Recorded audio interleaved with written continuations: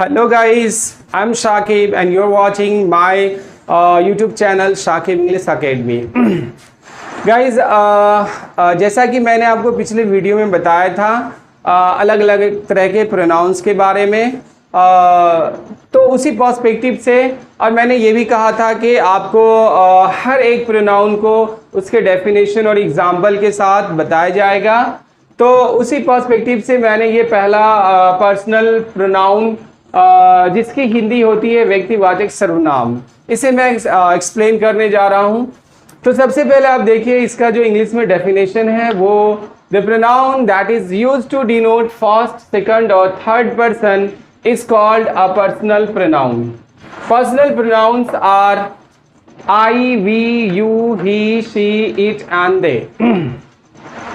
अर्थात अगर हिंदी में देखें तो वह प्रोनाउन जिसका प्रयोग फर्स्ट, सेकंड या थर्ड पर्सन को सूचित करने के लिए किया जाता है पर्सनल प्रोनाउन कहलाता है। I, we, you, he, she, it और दे पर्सनल प्रोनाउंस कहे जाते हैं। गाइस, आप शॉर्ट में इतना समझ सकते हैं कि I, we, you, he, she, it और दे को पर्सनल प्रोनाउन कहा जाता है। लेकिन इतना कहना काफ़ी नहीं है, क्योंकि पर्सनल प्रोनाउंस के कई रूप होते हैं, उन रूप को भी जानना ज़रूरी होता है। जैसे आप यहाँ देख सकते हैं कि पर्सनल प्रोनाउन नॉमिनेटिव केस में भी होता है, पॉजेसिव केस में भी होता है और ऑब्जेक्टिव केस में भी होता है। तो अगर बात करें पॉजेसिव केस की, तो पॉजेसिव केस फिर दो तरह का, possessive pronoun and possessive adjective. तो आप यहाँ देख सकते हैं आई का पॉजेसिव प्रोनाउन माइन होता है, आई का पॉजेसिव एडजेक्टिव माई होता है और ऑब्जेक्टिव केस मी होता है। उसी तरह वी का आर्स होता है, आर होता है एंड अस होता है। यू का योर्स, योर, यू। ही का हिज, हिज और हिम होता है। अब मैं इसे थोड़ा और एक्सप्लेन करता हूँ। नॉमिनेटिव केस आप उसे समझ सकते हैं कि जो किसी सेंटेंस में सब्जेक्ट के रूप में आता हो, जो रूप किसी वाक्य में सब्जेक्ट के रूप में आता हो, उसे हम नॉमिनेटिव केस कहेंगे। पॉजेसिव केस अर्थात वह रूप जिससे किसी चीज़ पे अधिकार के होने का बोध हो या किसी चीज़ से संबंध का बोध हो, तो उस केस को, उस प्रोनाउन की स्थिति को, उस कंडीशन को पॉजेसिव केस कहा जाता है। ऑब्जेक्टिव मतलब वह प्रोनाउन का रूप जो किसी वाक्य में किसी वर्ब के ऑब्जेक्ट के रूप में आता हो, उस केस को, उस रूप को ऑब्जेक्टिव केस कहा जाएगा। तो यहाँ तक आप देख रहे हैं कि मैंने ही तक लिखा है, शी, इट और दे अभी बाकी है, तो इसे भी मैं लिख रहा हूँ और उसके बाद में फिर इनका प्रयोग दिखाऊंगा कि किस तरह से ये आई सब्जेक्ट के रूप में आते हैं, फिर माइन जो है वो पॉजेसिव फॉर्म में आता है और उसी तरह से फिर मी को भी और ये सारे जो हैं इनको भी मैं दिखाऊंगा कि किस तरह से ये ऑब्जेक्ट के रूप में आते हैं।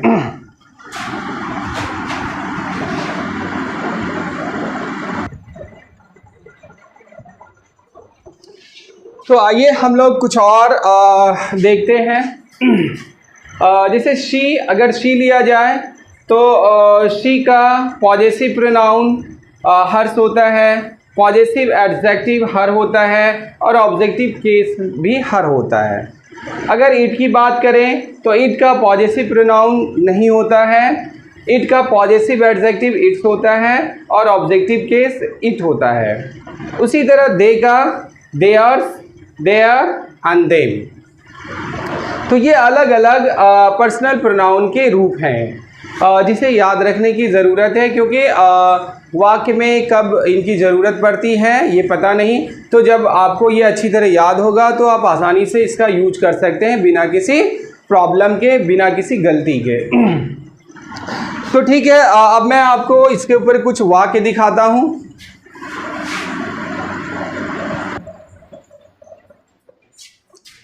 तो आइए गाइज, अब हम लोग अलग अलग केस को समझते हैं सेंटेंसेस की मदद से। तो जैसा कि आप देख सकते हैं इसमें 1, 2, 3 और 4 सेंटेंसेस हैं। जिसे पहला सेंटेंस है I go to a school. I go to a school में अगर मैं आई की बात करूं तो ये आई नॉमिनेटिव केस हुआ, ये सब्जेक्ट की तरह आया है और ये नॉमिनेटिव केस है। उसी तरह अगर मैं बात करूं माइन की, आई से क्या बना है माइन, तो अगर मैं माइन की बात करूं तो ये पॉजेसिव प्रोनाउन है। अगर मैं माई की बात करूं यहाँ तो ये पॉजेसिव एडजेक्टिव है। और अगर मैं मी की बात करूं तो ये यहाँ पे ऑब्जेक्टिव केस है। अब कैसे है वो समझिए। ये आई नॉमिनेटिव केस है क्योंकि ये सब्जेक्ट के रूप में आया है। माइन यहाँ पे पॉजेसिव प्रोनाउन है इसलिए क्योंकि इससे पॉजेशन का पता चल रहा है, अर्थात अधिकार का पता चल रहा है। This pain is not mine, अधिकार के नहीं होने का, यह कलम मेरी नहीं है। तो माइन से अधिकार के होने और ना होने का पता चल रहा है। कुल मिलाकर के पॉजेशन कह सकते हैं कि इससे पॉजेशन का पता चल रहा।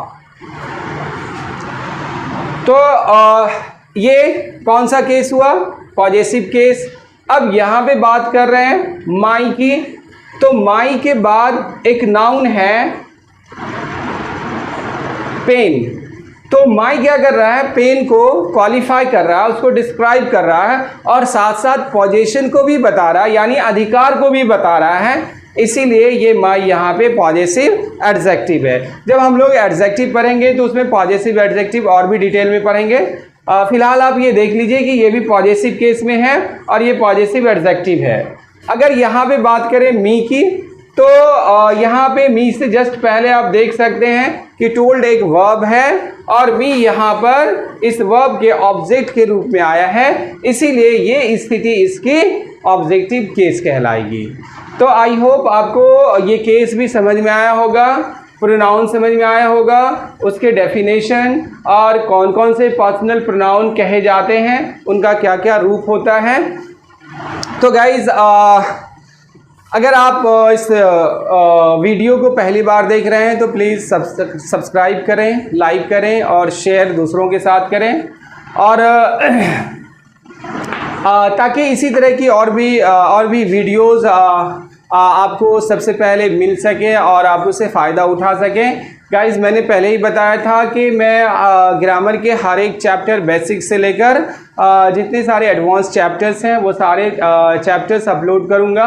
तो इसीलिए आप चैनल को सब्सक्राइब ज़रूर करें, क्योंकि अगर आप चैनल को सब्सक्राइब करेंगे तो इस तरह के सारे वीडियोस आप तक पहुंचते रहेंगे।